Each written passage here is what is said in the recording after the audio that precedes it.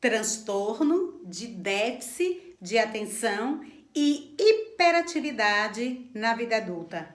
É possível? Boa tarde, queridos ouvintes da Rádio Cultura FM. Boa tarde, querido Zé. Hoje iremos falar sobre o transtorno de déficit de atenção e hiperatividade na vida dos adultos, tá? E vamos fazer alguns questionamentos. O transtorno de atenção na vida adulta já vem desde lá da infância? É possível que esse transtorno também seja desenvolvido a partir da vida adulta? Esses questionamentos serão respondidos ao longo do nosso diálogo aqui no programa Patrulha da Cidade. Tudo bem? Então, inicialmente, nós vamos falar sobre os sintomas, né? Sobre os sintomas que esse transtorno traz para a vida adulta. Além desses sintomas, quais as consequências que um adulto pode ter a partir desse transtorno, tá? Aí eu trouxe para vocês aqui, para facilitar para vocês, aqui até porque a educadora gosta muito, né, de mostrar para fixar na memória, né? Eu trouxe para vocês aqui justamente 10 passos desse transtorno, e nós vamos falar desses passos cuidadosamente, tá?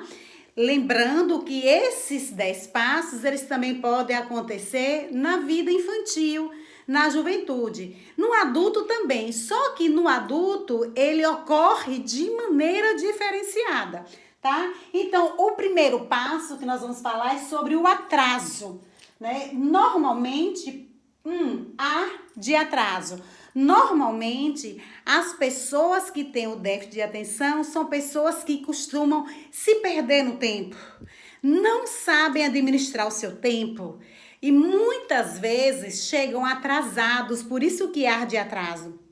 Chegam atrasados em compromissos, chegam atrasados no seu trabalho, tá? E por conta desses atrasos, eles geram problemas tanto para eles quanto para as pessoas que estão aguardando, seja no seu trabalho ou fora dele, né? Pessoas que perdem o voo, né? Tem prejuízos financeiros porque pode perder um voo por conta do atraso. Então, o atraso é algo que é frequente, presente na vida do TDAH adulto. Nós temos o segundo, T, letra T de trânsito. Trânsito, Alivane, qual a relação que o trânsito tem com o TDAH? Justamente por conta, daqui a pouco a gente vai falar sobre a tríade do TDAH, por conta da impulsividade, essas pessoas têm muito problema em trânsito, né? Discussões no trânsito. Frequentemente essas pessoas, por conta de estar sempre apressado, agoniado, até por conta desses atrasos, né? Aqui, essas pessoas podem bater o carro, pode até ocasionar acidente ou ter acidentes. E alguns estudos apresentam que o número de óbito por acidentes em TDAH, em adultos TDAH, é muito frequente. Então, os TDAHs têm problemas sérios com o trânsito, né? Tem pressa, quer resolver as coisas muito impulsivamente. E é preciso saber disso. Terceiro, letra E, é de escutar, né? As pessoas que têm o TDAH têm a dificuldade de escutar, o que nós chamamos de escuta sensível, tem aquela dificuldade de ouvir o outro. E por conta dessa dificuldade de escutar, de ouvir o outro, são geradoras de conflito, se envolve muito em conflito, né? Porque não gosta de ouvir. Por exemplo, se está numa palestra e a palestra é muito longa, então essas pessoas ficam inquietas, saem, vai muito ao banheiro, vai tomar água, porque não suporta ouvir por muito tempo. Seja palestra, seja programas, tem uma dificuldade muito grande de sustentar a sua atenção por muito tempo e de dar atenção à sua escuta. Isso aí, alguns estudos falam sobre o hiperfoco. Pessoas que têm dificuldade de manter o hiperfoco. O que é o hiperfoco? Está hiperfocado, está focado, está atento naquilo que está sendo falado. Essas pessoas também têm dificuldade de escutar o outro. Não sei se vocês já observaram que às vezes você está falando com ela tá, o quê? Desculpa, não ouvi. Pode repetir? Então tem dificuldade também de ouvir as pessoas, de ouvir o outro, tá? É um outro sintoma do TDAH adulto. 4, eu destaquei porque é muito frequente, distração. São muito distraídos, né? E é uma distração principalmente interior. Então, por serem muito distraídos, estão como se estivessem no mundo da lua, com a cabeça lá longe, bem distante. Às vezes está fazendo um trabalho, está distraído, deixa as coisas por conta da distração. Deixa as coisas, os objetos caírem. Por conta também dessa distração, quando eles estão envolvidos em algum trabalho de risco, eles podem sofrer alguns danos. Então, deve ter muito cuidado, é muito complicado para uma pessoa muito distraída, precisa ser trabalhada essa distração, porque para alguém muito distraído, que é a questão do TDAH, ele pode ter cuidado a depender do serviço do que ele faz. E ainda que seja um serviço leve, né? Ainda que seja um serviço que não inspire algum perigo de vida para ele, ele acaba sendo comprometido com as distrações em não fazer qualquer barulho que tem ao redor dele, faz com que ele venha perder a atenção no que ele está fazendo. Então, ele acaba demorando de fazer os seus projetos. Por quê? Porque ele fica lá vendo o que foi que ele fez, onde ele parou para voltar novamente em tudo aquilo, em todo aquele projeto. Então, a distração é outro sintoma do TDAH, tá? 5º, R de relacionamentos. Então, normalmente, o adulto TDAH, ele tem muitos conflitos nos relacionamentos, né? Acontecem muitos divórcios quando são casados, principalmente quando o cônjuge, seja esposo ou esposo, não sabe que ele é TDAH, para aprender a lidar com essa pessoa. Então, acontece muito no adulto que já é casado, separações. E naqueles que ainda não são casados, problemas de relacionamentos, muitas brigas, não entende, não aceita, não escuta o outro.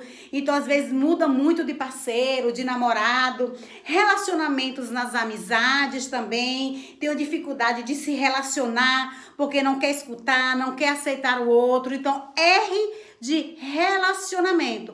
É mais um passo para o adulto TDAH observar. 6º, iniciar tarefas. Há uma dificuldade muito grande de iniciar. Eu vou começar agora. Mas no momento em que vai iniciar, vem logo à cabeça uma outra.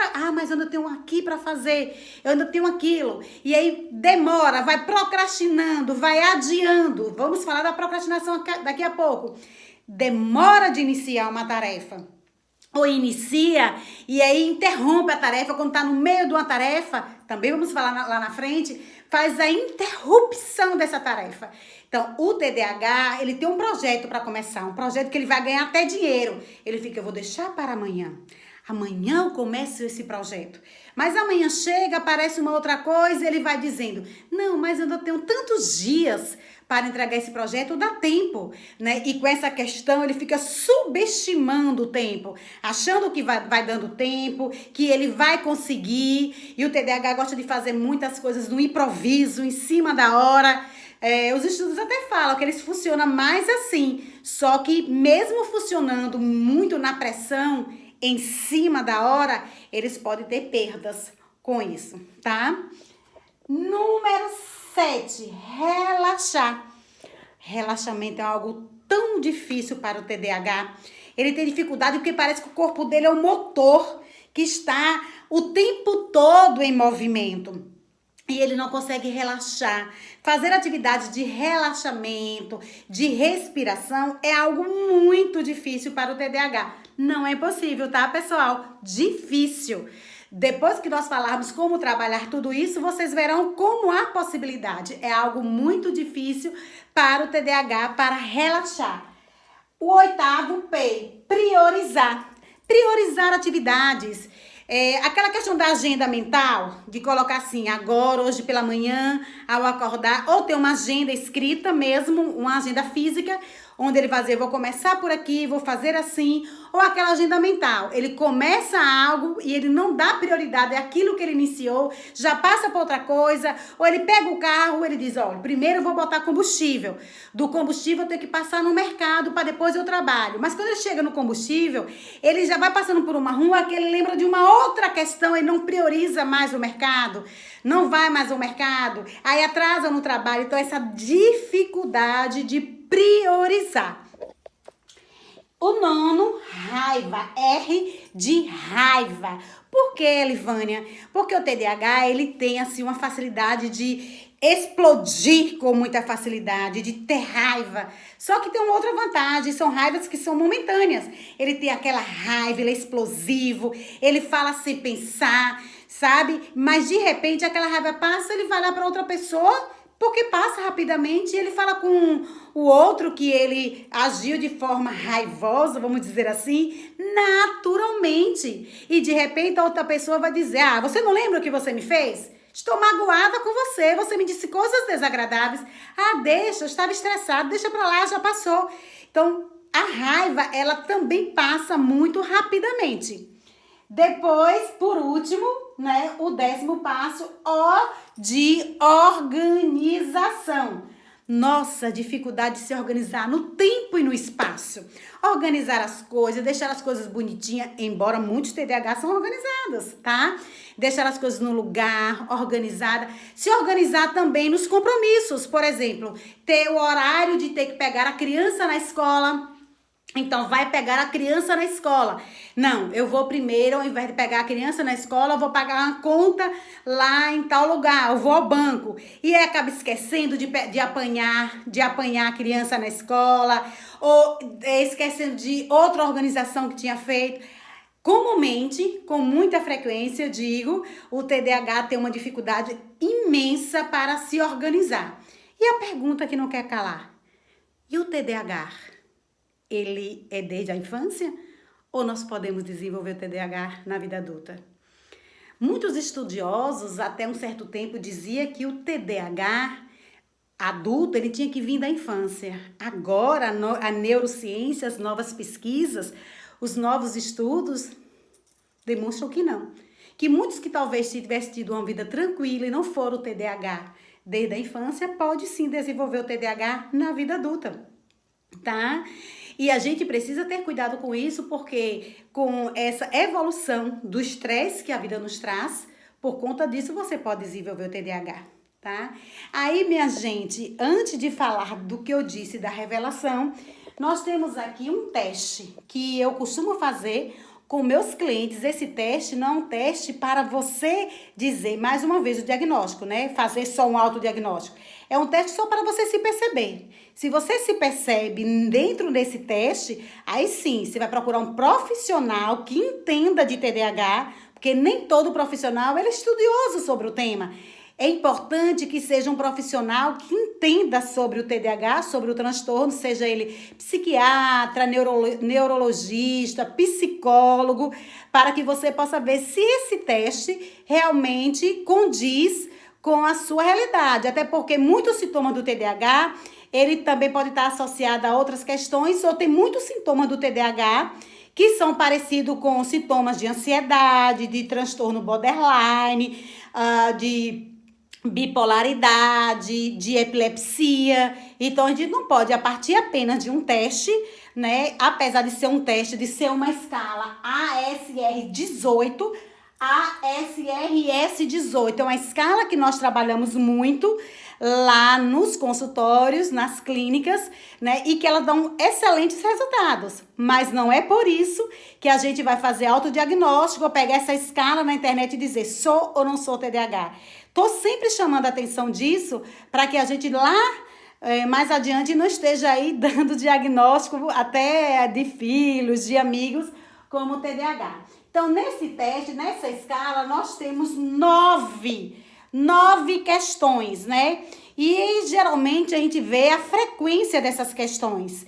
Se nunca, quase nunca, raramente, né, frequentemente ou muito frequente, aí nós vamos tabular e nessa tabulação a gente vai ver se realmente tem os traços do TDAH. Mas tô vendo aqui que nós já temos 14 minutos e 50 segundos de fala e creio que esse teste talvez não dê para a gente fazer hoje, porque eu preciso falar para vocês, né? Para você que é adulto e que está ouvindo todos esses passos, dizendo, meu Deus, eu me enquadro nele.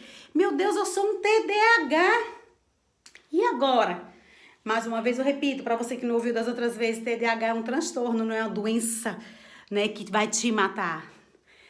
E o que eu queria revelar para vocês é que depois de muito sofrimento, de ter passado por vários problemas, dentro desses passos que eu apresentei, atrasos, escuta, distração, relacionamentos, dificuldade de iniciar tarefas, dificuldade de relaxar, dificuldade de priorizar, né, compromissos, momentos de raiva, de impulsividade, de estresse, né, dificuldade de me organizar no tempo e espaço, já adulta eu descobri que eu era TDAH, né, que eu tinha o TDAH.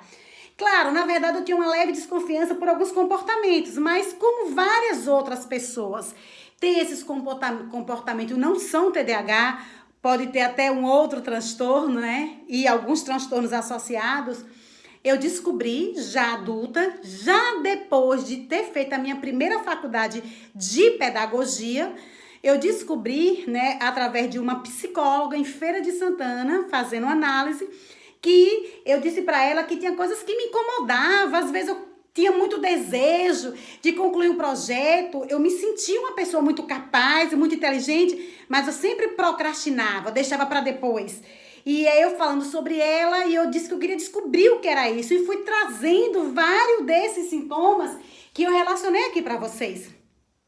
Tal foi a minha surpresa, porque eu já era pedagoga, né? Estava iniciando na época a especialização em psicopedagogia, quando ela disse assim, olha, Livânia, você é TDAH. Isso depois dela ter aplicado algumas escalas, alguns testes, inclusive o ASRS 18, eu passei por esse teste também, dela ter pedido para fazer algumas leituras, e eu tinha dificuldade, porque para o TDAH, para você ler, você não consegue ler até o final, você não consegue concluir um livro, né? E eu tinha muita dificuldade na época da faculdade de ler livros grandes, densos, com muitas páginas. Eu gostava de pegar os livros com menos páginas, ou apostilas, eu gostava de ler. E eu ficava perguntando por que eu sempre fui uma garota que gostou de ler o tempo todo, né? Eu sempre fui uma garota que li bem e gosto de ler. E por que eu não consigo concluir uma leitura de um livro com 300, 400 páginas? Comecei a criar desafios e fazer uma maratona para isso. Mas tudo isso só mudou, minha gente. Tudo isso só melhorou depois do diagnóstico. Porque a partir do diagnóstico é que você vai cuidar do seu TDAH. E no início é difícil pra gente. Eu disse, mas não é isso não.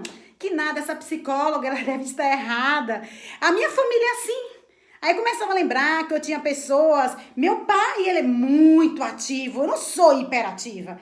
Eu herdei do meu pai, é da genética, meu pai é ativo. Eu tenho alguns irmãos que são muito ativos também.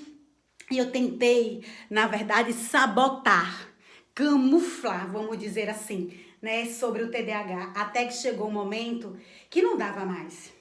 Que eu precisava aceitar e cuidar desse TDAH.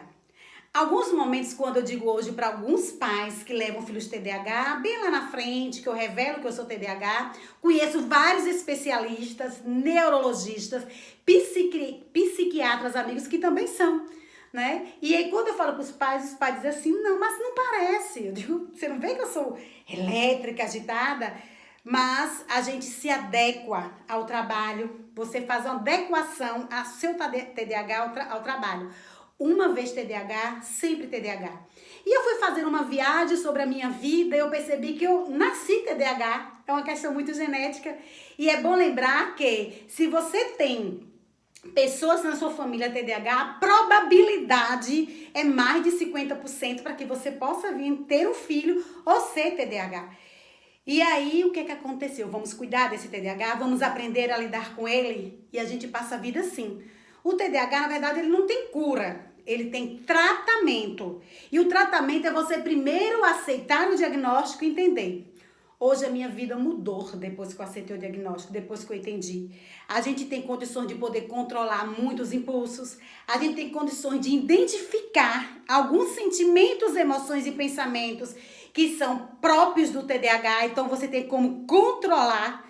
Mas se você não trata, se você não conhece, se você não aceita, você não vai controlar, tá?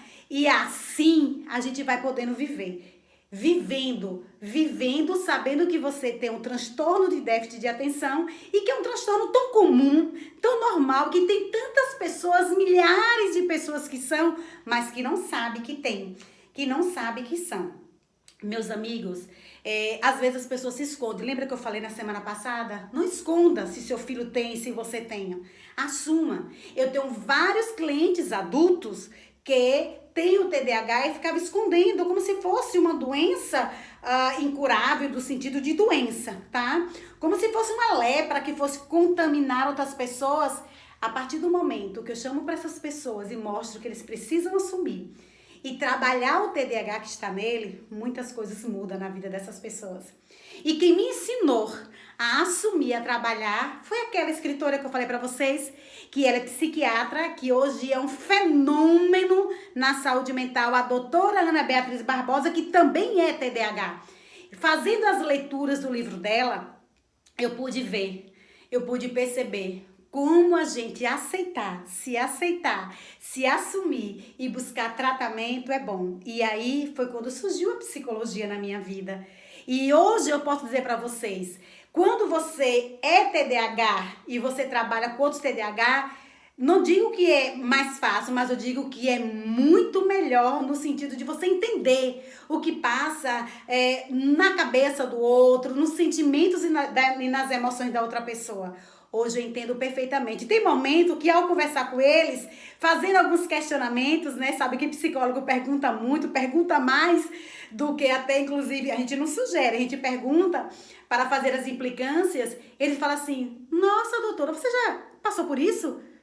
A senhora fala como se a senhora já tivesse vivido tudo isso. Eu disse, mas eu vivi. Só que como quem tá ali é o meu cliente, eu não tenho que falar de mim, eu não tenho que falar o que eu vivi, mas saber o que ele está vivendo, a gente vai orientando, a gente vai mostrando como ele deve, inclusive, lidar com esses transtornos. É isso, meus queridos e minhas queridas. É essa revelação que eu queria dizer para vocês. Que eu não tenho vergonha de dizer que sou TDAH e que eu tenho orgulho de expressar que eu já ajudei muitas pessoas, de crianças a jovens e a adolescentes, justamente porque eu sou TDAH. Uma TDAH hoje bastante controlada. Mas no passado não fui. No passado foi difícil. Sofri bullying, fui excluída, sofri com todos os tipos de rótulos. Chorei, me decepcionei. Não foi fácil, mas aqui estou, atravessando tudo isso muito bem. E sei que você vai passar por isso. No próximo programa, a gente vai falar sobre a escala do ASRS-18. E quem sabe, mais do que nunca agora, você vai parar e vai dizer, será que eu sou? E se eu for TDAH, assim como a Elivânia, eu vou procurar me entender, me aceitar e ver como lidar. O importante é isso, meu querido. O importante é isso, minha querida. Um beijo e um queijo no seu coração. E nós vamos falar mais sobre isso. Vá lá no meu canal, se inscreva. Eu tô esperando você se inscrever no meu canal. Elivânia Santana, lá no YouTube. Tudo bem? E esse vídeo vai estar lá nas minhas redes sociais. Zé, meu querido amigo, brigadão, você não sabe como tá fazendo bem para mim. Naná, eu hoje trouxe assim, Naná, porque você lembra que você me disse a você me encontrar na rua essa semana? Elivânia, foi uma aula que você nos deu. Eu nem sabia que existia isso, que era TDAH. E quando você falou de aula, na verdade o objetivo não é de dar aula, mas de cada vez mais esclarecer, para ajudar vocês, população araciense e todos os outros que não ouvem no mundo todo através dos vídeos no YouTube, a superar o TDAH. Um beijo, um queijo. Fica com Deus.